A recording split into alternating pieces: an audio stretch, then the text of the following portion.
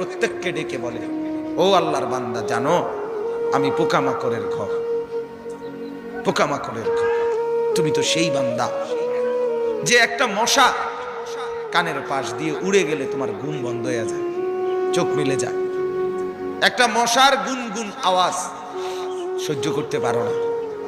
একবার কয়েল, একবার অ্যারোসোল, একবার মশারি, এরপরেও তুমি চাও যে একটা মশাও যেন আমার কানের কাছে গুনগুন না করে।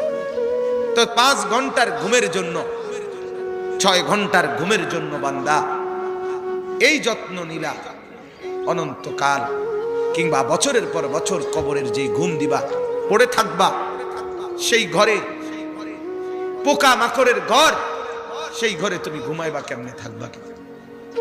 আমার বাপ, আমি থাকবো কিভাবে? আমি থাকবো কিভাবে বলে ভাবে?